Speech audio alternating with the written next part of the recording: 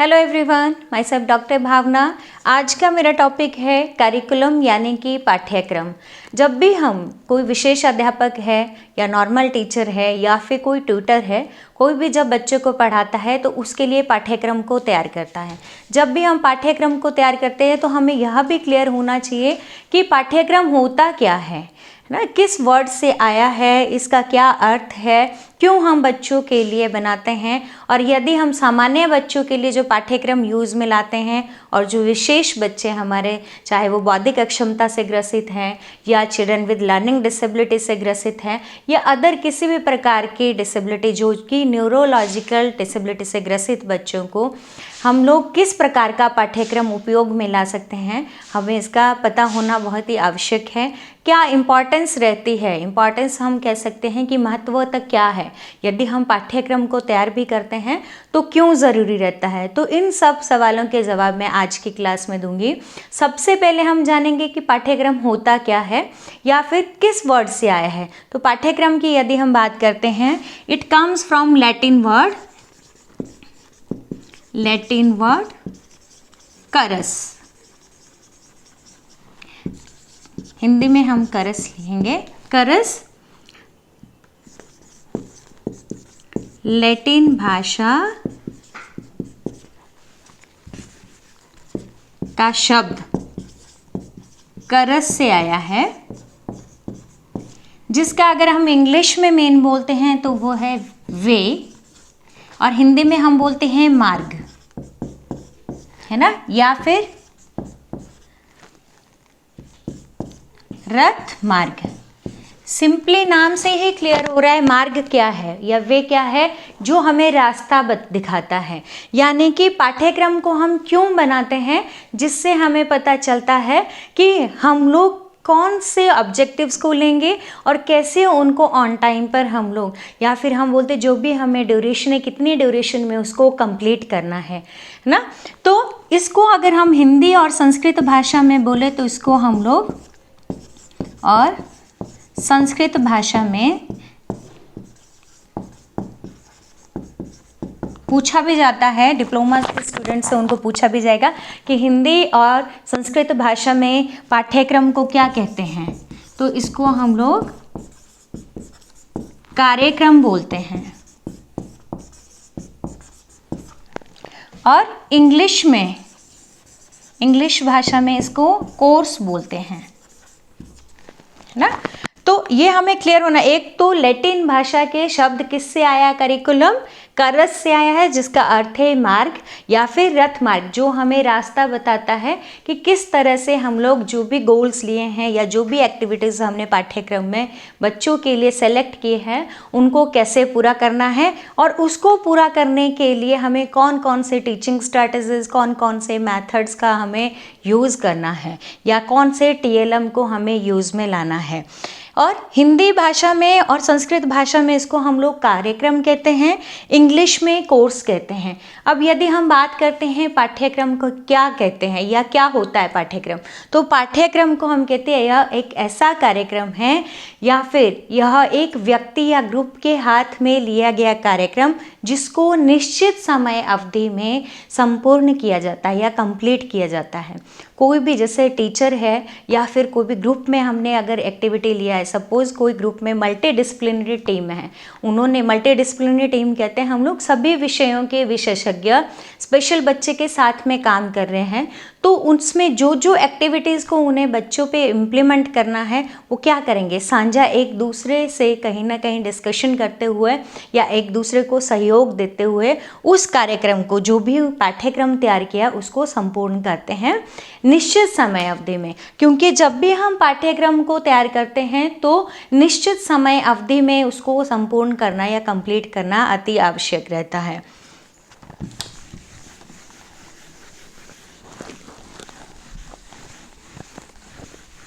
अब हम लोग बात करते हैं कि डेफिनेशन क्या है, परिभाषा,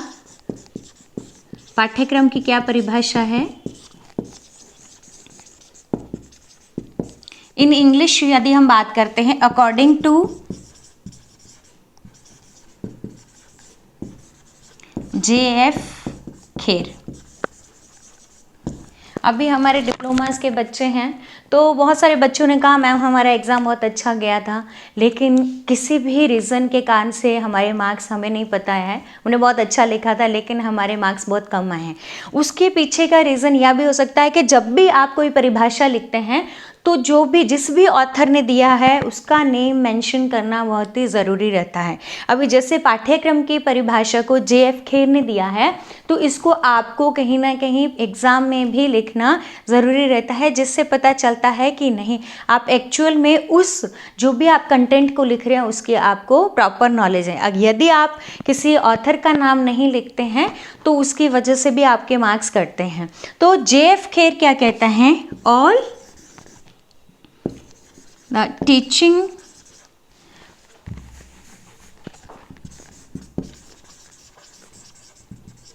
learning activities which is planned and guided by a teacher, whether it is carried in a group or individually,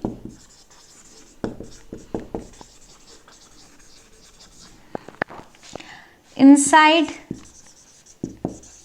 or outside of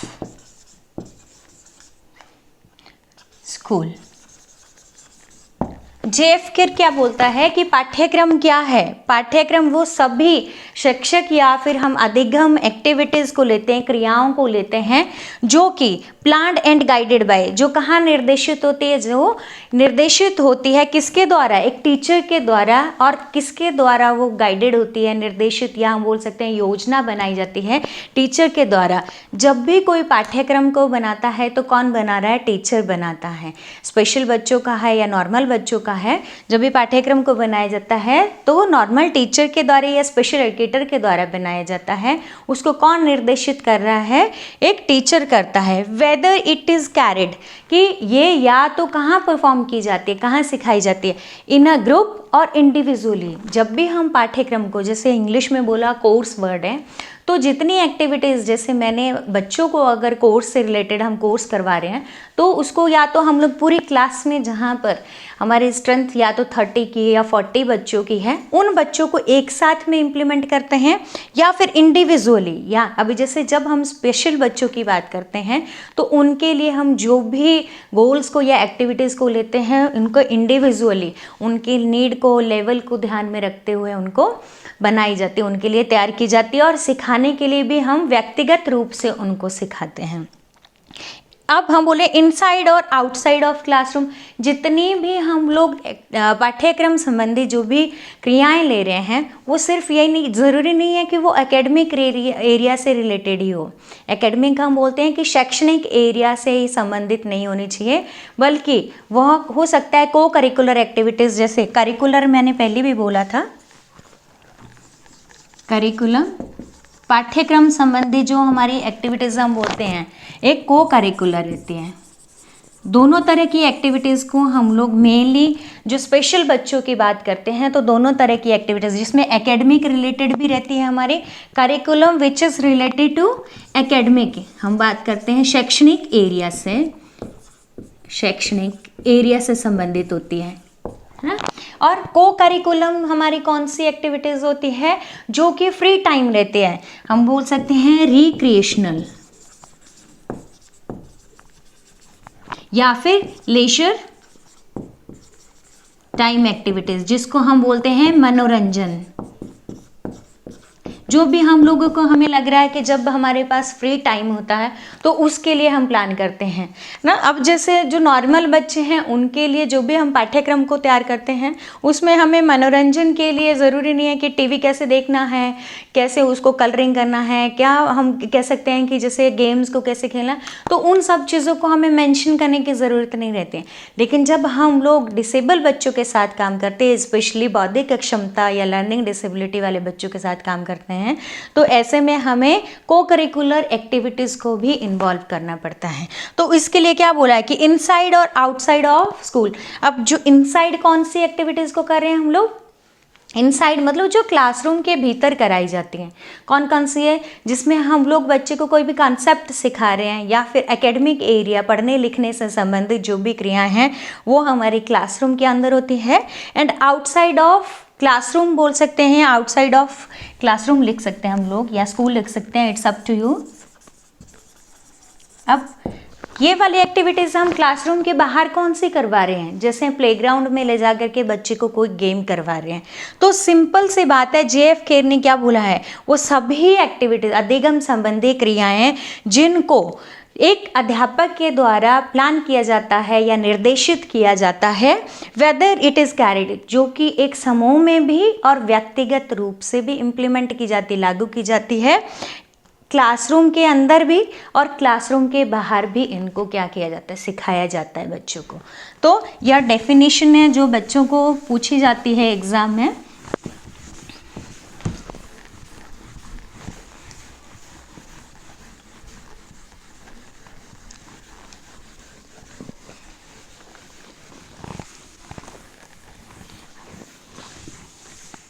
अब अगर हिंदी मीडियम के बच्चों के लिए मैं बात करूँ तो सिंपल से हम लिख सकते हैं, वह सभी क्रियाएं, सभी अधिगम संबंधी क्रियाएं जो कि शिक्षक के माध्यम से निर्देशित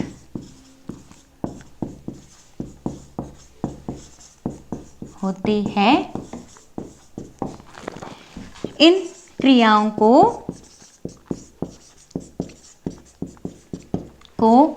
कक्षा कक्ष के भीतर या बाहर छात्रों को व्यक्तिगत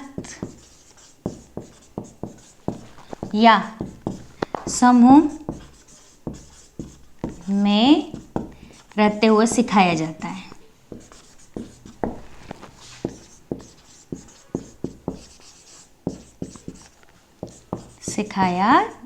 है।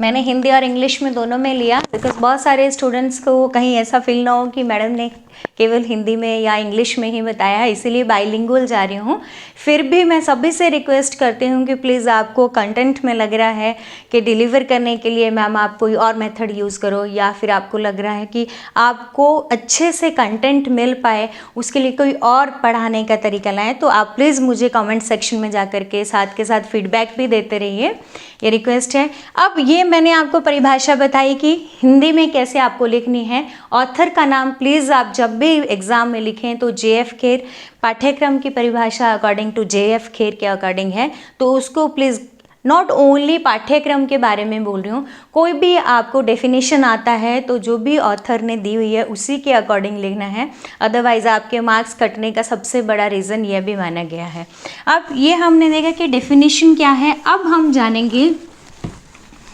कि यदि हम लोग बात करते हैं स्पेशल पाठ्यक्रम करिकुलम, एक छोटा सा डिफरेंस बताऊंगी, और अगर हम बोलते हैं नॉर्मल करिकुलम, नाम से ही क्लियर हो रहा है ना कि स्पेशल मतलब विशेष पाठ्यक्रम,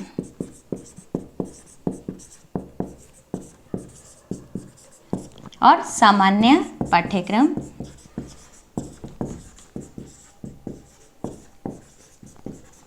अब विशेष नाम से ही क्लियर हो रहा है किसके लिए प्रिपेयर किया जा रहा है, who those are children with intellectual disability, intellectual IDD हम कर सकते हैं, इंटेलेक्चुअल डेवलपमेंटल डिसेबिलिटी, या फिर बौद्धिक अक्षमता के साथ साथ और कौन सा है, लर्निंग डिसेबिलिटी। लर्निंग डिसेबिलिटी हम बोलते हैं कि अधिगम अक्षमता, जब हम लोगों को लग रहा है कि जिन बच्चों को पढ़ने संबंधी समस्या आ रही है या फिर जो विशेष बच्चे हैं उनके लिए पाठ्यक्रम भी कैसा होगा, विशेष ही होगा। उनके लिए नॉर्मल पाठ्यक्रम नहीं रहता है, जैसे कि हम लोग एवरेज कैटेगरी के या फिर हाईली इंटेलेक्ट बच्चे होते हैं उनका पाठ्यक्रम अलग रहता है, और जो विशेष बच्चों का पाठ्यक्रम है वो अलग रहता है। दोनों में डिफरेंस रहता है कि जो इनमें एक्टिविटीज़, जैसे मैंने बोला, इनमें करिकुलम तो ले ही रहे हैं हम लोग, प्लस को करिकुलम की भी एक्टिविटीज़ ली जाती है। हम बोलते हैं कि जो एक तो हमारे पाठ्यक्रम से संबंधी और दूसरी कौन सा है, सह पाठ्यक्रम। सह पाठ्यक्रम में हमारी आ जाती है फ्री टाइम, जो मैंने आप लोगों को बोला पाठ्यक्रम संबंधी एक्टिविटीज़ रहती है, क्रिया है ना। अब इसमें इसके अलावा हम लोग और क्या क्या कर सकते हैं। अब हमें पता है कि जिन बच्चों का बौद्धिक लेवल अक्षम है, तो जो पाठ्यक्रम तैयार कर रहा है कौन कर रहा है, इसको जो भी टीचर करता है वो स्पेशल टीचर के द्वारा ही तैयार होता है। अब डिफरेंस क्या है, यहाँ पर कौन कर रहा है, नॉर्मल टीचर इसको तैयार कर रहा है, नॉर्मल टीचर तैयार कर रहा है। और इसमें किस किस पे फोकस किया जा रहा है मेनली जब हम एक्टिविटीज़ को लेते हैं। एक तो हम लोग करिकुलम के शैक्षणिक एक्टिविटीज़ को तो नो डाउट हम लेंगे ही लेंगे, पाठ्यक्रम संबंधी भी लेंगे, और उसके साथ में हम लोग क्या करेंगे, फंक्शनल, हम जिसको बोलते हैं फंक्शनल, हम बोलते हैं कार्यात्मक क्रियाएं भी लेंगे, सो दैट बच्चा इंडिपेंडेंट हो सके। अब कार्यात्मक क्रियाएं कौन कौन से होते हैं, सपोज करो अब बच्चे को कोई भी काम करना है, जैसे हम लोग एकेडमिक एरिया का ही ले रहे हैं, तो मनी कॉन्सेप्ट का बच्चे को पता होना ज़रूरी है। बच्चे को मनी कॉन्सेप्ट की हम जानकारी देंगे, या फिर बच्चे को कार्य कोई भी हम लोग कह सकते हैं, जैसे उसको लेन देन करना है वो हम बच्चे को सिखाएंगे, या फिर बच्चे को कोई मैसेज कैसे डिलीवर करना है, या ज़रूरत पड़ने पर बच्चे को साइन किस तरह से करने हैं वो उसको ज़रूरी है। ज़रूरी नहीं है बच्चा अगर एकेडमिक एरिया में ज़्यादा एक्सेल नहीं कर सकता, ज़्यादा नहीं सीख सकता है, तो हम उसके लिए कार्यात्मक क्रियाएं लेंगे जो उसके लिए नीडी है, जो उसकी ज़रूरतों को पूरी करने वाली हैं। कार्यात्मक के साथ साथ में हम कौन से लेंगे, वोकेशनल एरिया में भी हम लेंगे वोकेशनल एक्टिविटीज़। अब वोकेशनल एक्टिविटीज़ क्या है, हमें पता है कि बच्चा अगर पाठ्यक्रम संबंधी जो भी हमने लिया उसको एकेडमिक में अगर नहीं ज़्यादा अच्छा करें, तो हम उसके साथ ही साथ उसको वोकेशनल एरिया संबंधी भी एक्टिविटीज़ को, जब भी हम बच्चे के लिए पाठ्यक्रम तैयार करते हैं तो वोकेशनल एरिया से बच्चे को हम सिखा सकते हैं कि जैसे व्यावसायिक संबंधी, हम बोलते हैं कि व्यावसायिक कौशलों का ज्ञान देते हैं हम लोग, है ना। अब व्यावसायिक कौशल में हमारे कौन कौन से, जैसे मैंने पिछली क्लासेस में भी डिटेल में बताया है कि हम लोग बच्चे को आर्ट एंड क्राफ्ट का बता सकते हैं, या कार्ड मेकिंग का बता सकते हैं, मेहंदी बनाने का ले सकते हैं, या फिर there are so many of, मतलब हम एक्टिविटीज़ हैं जिनको हम बच्चे को, प्रिंटिंग का हम सिखा सकते हैं बच्चे को, कैंडल मेकिंग का है, या फिर पिकल हम पैकिंग का बोल सकते हैं, पिकल मेकिंग का बोल सकते हैं। There are so many of activities जो बच्चे के लिए एक अर्निंग का सोर्स भी बनता है। अर्निंग का सोर्स हम बोल सकते हैं कि जब हम बच्चे को उन एक्टिविटीज़ को सिखाएंगे तो वो उनके लिए इनकम का साधन भी बनेगा, है ना। तो फंक्शनल के साथ साथ में हमने वोकेशनल लिया। अब इसी के साथ में हम लोग और कौन कौन सी चीज़ों को ले सकते हैं, पर्सनल, सबसे मस्ट जो रहता है कि पर्सनल एरिया से हम लोग एक्टिविटीज़ को लेंगे, जिसमें हमारा क्या है, हमें पता है कि बच्चों का बौद्धिक लेवल कम होने की वजह से वो व्यक्तिगत, जो उनके हम बोलते हैं व्यक्तिगत कौशलों को नहीं कर पाते हैं, तो उसमें भी हम लोग लेंगे बच्चे को। अब क्या क्या एक्टिविटीज़ हैं बच्चे के लिए, जैसे हाइजीन का है, हाइजीन हम बोलते हैं कि साफ सफाई का ना, तो वो एक्टिविटीज़ को, ड्रेसिंग का ले सकते हैं हम लोग, ईटिंग का लेंगे। अगर हमें लग रहा है कि बच्चा है ना, कोई भी हम लोग जब बच्चे के लिए एक्टिविटीज़ को लेते हैं, पाठ्यक्रम हम तैयार करें, ये ज़रूरी नहीं है कि हमने ये फिक्स कर दिया कि नहीं ड्रेसिंग हमने लेना ही लेना है, ईटिंग का खाना पीना नहीं आता है बच्चे को तो वो एरिया लेना ही लेना है, नहीं। अगर हमें लग रहा है कि बच्चे को वो एरिया में बच्चा पिछड़ा हुआ है, उसको वो खाना खाने वाली एक्टिविटीज़, जैसे बच्चे को खाना खुद से खाना नहीं आता है, या उसको ड्रेसिंग अपने आप से कपड़े पहनना, या उसको हम कैसे रिमूव करना नहीं आता है, तो हम उसके लिए इस एरिया से एक्टिविटीज़ लेंगे। यदि हमें पता लग गया है कि बच्चा व्यक्तिगत कौशलों को, जो भी सुबह से शाम तक बच्चा एक्टिविटीज़ हैं उनको सबको अच्छे से परफॉर्म कर लेता है, तो हम इस एरिया से गोल्स को नहीं लेंगे। अगर हमें लग रहा है कि बच्चा नहीं कर पाता है, देन हम इस एरिया से गोल्स को लेंगे। तो ये सब बताने का रीज़न यही है कि जब हम लोग स्पेशल बच्चों के लिए पाठ्यक्रम बनाएंगे तो मेन डिफरेंस यही है कि एक तो ये स्पेशल टीचर के द्वारा बनाया जाएगा, इसमें जो भी पाठ्यक्रम होगा वो क्या होगा, इन सब एरियाज़ को, फंक्शनल एक्टिविटीज़ को लिया जाएगा, वोकेशनल एक्टिविटीज़ को, व्यवसाय संबंधी कौशलों को लिया जाएगा, अब पर्सनल एरिया से एक्टिविटीज़ को लिया जाएगा, रिक्रिएशनल एरिया से लिया जाएगा, जिससे बच्चे को इंडिपेंडेंट बनाया जा सके, एकेडमिक एरिया से लिया जाएगा। अब हम दूसरी बात करते हैं, तो नॉर्मल पाठ्यक्रम किसके द्वारा बनाया गया है? सामान्य अध्यापक के द्वारा। सबसे बड़ा डिफरेंस यही है, सामान्य अध्यापक के द्वारा बनाया जाता है। अब इसमें जो कंटेंट रहता है वो क्या करेंगे हम लोग, नो डाउट बच्चे के ऑलराउंड डेवलपमेंट पर, दोनों पर ही काम करते हैं हम लोग। ऑलराउंड डेवलपमेंट बोलते हैं सार्वभौमिक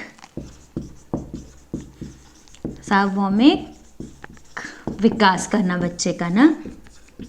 दोनों करिकुलम का मोटो सार्वभौमिक विकास करना ही है, लेकिन इस एरिया में मेनली किस पे जोर दिया जाता है? एकेडमिक एरिया में शैक्षणिक क्रियाओं पे ज़्यादा फोकस किया जाता है ना। इसमें आपको पर्सनल एक्टिविटीज़ को या वोकेशनल पे इतना जोर नहीं दिया जाता है जितना कि इसमें किसमें दिया जाता है? एकेडमिक एरिया में। और बच्चे को एक देश का हम कह सकते हैं कि अच्छा नागरिक बनने पे जोर दिया जाता है, लेकिन यहाँ पर हमें किस पर जोर दिया जाता है? बच्चे को इंडिपेंडेंट बनाने पर ज़्यादा जोर दिया, कि वो आत्मनिर्भर होकर के विदाउट एनी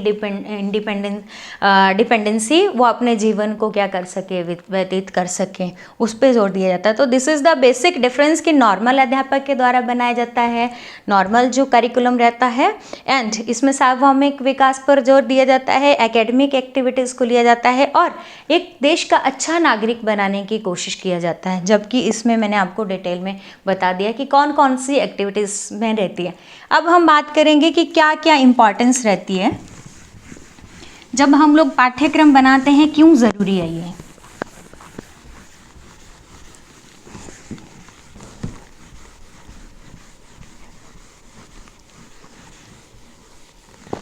पाठ्यक्रम इसीलिए भी ज़रूरी है, जैसे मैंने क्या बोला, यह एक ऐसा कार्यक्रम है, या हम कह सकते हैं एक शिक्षक के हाथ का ऐसा हथियार या औजार है जिसके माध्यम से शिक्षक क्या करता है, निश्चित समय अवधि पर एक्टिविटीज़ को या फिर पाठ्यक्रम को संपन्न करता है। अब सिंपल सी चीज़ें हैं कि निश्चित समय अवधि क्या हुई हमारे, समय अवधि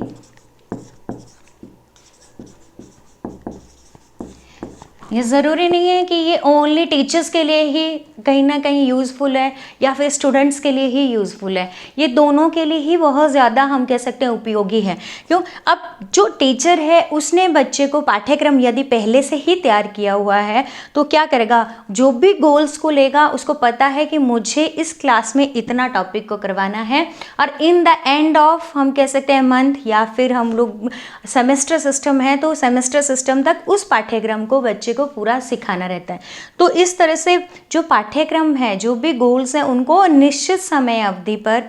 पाठ्यक्रम को तैयार किया जाता है ना, और उसको सिखाया जाता है। और सेकेंड थिंग है कि हम लोग जब भी कोई टीचर पढ़ाता है तो वो क्या करता है, जो भी TLM है, टीचिंग लर्निंग मटेरियल, अब हिंदी में हम इसको क्या बोलते हैं, शिक्षण सामग्री, है ना, सामग्री। शिक्षण सामग्री की बात करते हैं, जो भी अब कंटेंट यदि करिकुलम पहले से ही तैयार है तो टीचर कहीं ना कहीं उसको पता है कि स्पेशल टीचर हैं। अब सपोज़ मैंने अगर पाठ्यक्रम में एक्टिविटीज़ लिया है कि मैं एकेडमिक एरिया में, मैथ्स के एरिया में बच्चे को मीनिंगफुल काउंटिंग सिखाऊंगी, इस क्लास में मुझे ये सिखाना है, तो अब उसके लिए मैं क्या करूँगी, शिक्षण सामग्री क्या होगी, शिक्षण सहायक सामग्री बोल सकते हैं। शिक्षण सामग्री मैं बच्चे के लिए चार्ट को प्रिपेयर करूँगी, फ्लैश कार्ड को चार्ट, फ्लैश कार्ड, या उसके साथ में मैं जो भी कॉन्क्रीट रूप में मेरे पास में, या कॉन्क्रीट हम बोलते हैं मूर्त रूप से, मैं अब ऑब्जेक्ट्स को दिखाऊंगी बच्चे को, सो दैट जो भी नीडी रहेगा उस एक्टिविटी को सिखाने के लिए कंटेंट की ज़रूरत रहेगी या शिक्षण सामग्री की, उसको मैं पहले से ही तैयार करके रखूँगी। और मुझे कौन से टीचिंग मेथड का यूज़ करना है, अब ये टीचर के लिए मैं बेनिफिट बता रही हूँ कि क्या बेनिफिट है। अब टीचिंग मेथड हम बोलते हैं कि शिक्षण विधियाँ, है ना, शिक्षण के लिए जो भी शिक्षक के लिए जो भी शिक्षण विधियों का यूज़ उसको उस कंटेंट को सिखाने के लिए करना है, वो भी प्री डिसाइडेड रहेगा। वो पहले से ही कहीं ना कहीं उसके लिए रेडी होएगा कि मुझे कौन से टीचिंग मेथड का यूज़ करना है, कौन से टीचिंग लर्निंग मटेरियल का यूज़ करना है, कितनी ड्यूरेशन में उसको कंप्लीट करना है, कौन कौन से एग्जाम्पल्स हैं जो मुझे बच्चे को कोड करने हैं, सो दैट बच्चा ज़्यादा से ज़्यादा चीज़ों को अंडरस्टैंड कर पाए। तो इस तरह से इन सब चीज़ों का क्या करता है, और किस तरह से इवन जो वो पाठ्यक्रम को सिखा भी लेता है, तो how to valuate that students जिनको उसने सिखाया है, किस प्रकार से वैल्यूएशन करना है, मूल्यांकन, वो भी वो पहले से ही कहीं ना कहीं उसके माइंड में रहता है कि मैं ये प्रोसेस को अपनाऊंगा तब बच्चों का मूल्यांकन होगा। तो ये सिंपल से ये टीचर के लिए बेनिफिशियल है। अब मैं एग्जांपल दूंगी, जैसे मैंने पाठ्यक्रम से अभी जो भी डिप्लोमास के मैंने देखा कि बीएड के स्टूडेंट्स हैं, एमएड के स्टूडेंट्स हैं, ओवरऑल सभी के पाठ्यक्रम में जितना सिलेबस में क्या दिया गया है, ये करिकुलम टॉपिक दिया गया है, तो मैंने इसको सेलेक्ट किया। अब मैंने उसकी नीड देखी कि क्या नीड है बच्चों के लिए, ये बच्चों के एग्ज़ाम में आने वाला मोस्ट इम्पॉर्टेंट टॉपिक है जो हर एग्ज़ाम में पूछा जाता है। सेकंड, अब मैंने देखा कि जब मैं जो भी टॉपिक को लिया है, अब इसमें प्रिंसिपल्स भी थे, कंसिडरेशंस भी थी, जिसमें ध्यान रखने योग्य कौन कौन सी बातें हैं, कौन कौन से सिद्धांत है, या फिर आगे भी बहुत से अप्रोचेस कौन कौन सी है, वो सब इसमें पाठ्यक्रम में दिया है। लेकिन मैंने कौन सा सेलेक्ट किया, पाठ्यक्रम का डेफिनेशन, इम्पॉर्टेंस या डिफरेंस बिटवीन स्पेशल एजुकेशन क्या पाठ्यक्रम का और नॉर्मल कैरिकुलम के बीच में डिफरेंस लिया। क्यों? क्योंकि आई नो वेरी वेल कि मैं कितने ड्यूरेशन में उसको करवा सकती हूँ, ये मैंने पहले से ही डिसाइड किया था। मैं कौन से एग्जाम्पल्स को कोड कर सकती हूँ, वो भी मैंने पहले से ही डिसाइड किया था। तो सेम लाइक दैट, जब टीचर बच्चों को पढ़ाता है, चाहे वो स्पेशल है या नॉर्मल है, तो वो भी क्या करता है, उसको भी कहीं ना कहीं क्लियर हो जाता है कि मुझे इतनी ड्यूरेशन में इस टॉपिक को पढ़ाना है, एंड मैंने ये टीचिंग मैथड्स का यूज़ करना है, टीचिंग स्ट्रैटेजीज को यूज़ में लाना है, एग्जाम्पल्स कौन कौन से कोड करने हैं, वो सारी चीज़ें उसकी प्री डिसाइड, जिससे अध्यापक को भी जो भी कंटेंट को वो डिलीवर करेगा उससे इजी हो जाता है कि उसको कितना वो इफ़ेक्टिव बना सकता है, वो पहले से ही उसके लिए रेडी हो सकता है ना। तो अब आती है बारी कि स्टूडेंट्स के लिए, कि स्टूडेंट्स के लिए करिकुलम का क्या महत्वता है। जब भी हम पाठ्यक्रम को बनाते हैं, वेदर स्पेशल एजुकेटर है या फिर एक नॉर्मल टीचर है, तो जब पाठ्यक्रम को बनाया होता है तो बच्चे कहीं ना कहीं क्या होंगे, उस पाठ्यक्रम से गो थ्रू हो जाएंगे। जो भी गोल्स को सिखा दिया है वो क्या क्लियर हो गया है, तो आप टिक लगा सकते हैं कि नहीं ये हो गया है, मेरे को नेक्स्ट करना है। तो कौन से गोल्स को करना है, प्लस अब टीचर जैसे बच्चों को इवैल्यूएट करता है, सेम लाइक दैट अब बच्चे भी कहीं ना कहीं टीचर कौन सा कंटेंट पढ़ाने जा रहे हैं उसके लिए वो भी प्रिपेयर रह सकते हैं। अगर उनकी कुछ क्वेरीज हैं, कई बच्चे एडवांस में ही प्रिपेयर होके आते हैं, तो जब उनके पास में पाठ्यक्रम होता है तो उसको वो कहीं ना कहीं ध्यान में रखते हुए क्या आगे के लिए रेडी हो सकते हैं, या फिर वो भी कहीं ना कहीं टीचर्स ने किस मेथड का यूज़ सही तरीके से नहीं किया या कहीं कहाँ वीकनेस रह गई है वो भी पता लगा सकते हैं, और अपने लेवल पर वो भी कहीं ना कहीं हम कह सकते हैं कि रेडी हो सकते हैं चीज़ों को सीखने के लिए। तो teacher as well as students दोनों के लिए ही पाठ्यक्रम का बहुत ज़्यादा इम्पॉर्टेंस है, और इसी के साथ में पेरेंट्स के लिए भी ये बहुत ही ज़्यादा इम्पॉर्टेंस रहती है इसकी, क्योंकि पेरेंट्स को भी पता लगता है कि हमारे बच्चों ने कौन से गोल्स को, यदि टीचर ने पाठ्यक्रम स्पेशल बच्चों के लिए बनाया है तो कौन कौन सी एक्टिविटीज़ को लिया जाना चाहिए। पेरेंट्स का भी उतना ही रोल होता है जितना कि एक विशेष अध्यापक का, क्योंकि जब भी हम बच्चे के लिए कोई भी गोल्स को सेलेक्ट करते हैं तो पेरेंट्स से ज़रूर डिस्कस करते हैं कि हम बच्चे के लिए कौन कौन से लें या आपकी कौन सी डिमांड है, तो इसमें कहीं ना कहीं पेरेंट्स को भी पता रहता है कि हमारे बच्चे को ये एक्टिविटीज़ आ गई है और इसके बाद में हम बच्चे के लिए जो नेक्स्ट है उसके लिए पेरेंट्स भी रेडी रहते हैं। तो ये टॉपिक था जिसका कहीं ना कहीं डिप्लोमा के स्टूडेंट्स के लिए और बीएड के स्टूडेंट्स के लिए या जो भी गवर्नमेंट टीचर्स हैं या special educator who those are working in private sector, सबके लिए ही बहुत ज़्यादा इम्पॉर्टेंट टॉपिक है। अब नेक्स्ट मैं एक ही रिक्वेस्ट अगेन एंड अगेन मैं सभी से करती आ रही हूँ कि प्लीज़ आप कमेंट सेक्शन में जा कर के मुझे ज़रूर बताइए कि किस तरह का आपका कंटेंट चाहिए या फिर कोई भी आप नेक्स्ट आप चाहते हैं कि टॉपिक को करवाया जाए, तो उससे भी मुझे प्लीज़ आप अवगत कराइए। And keep watching my videos. Thank you so much.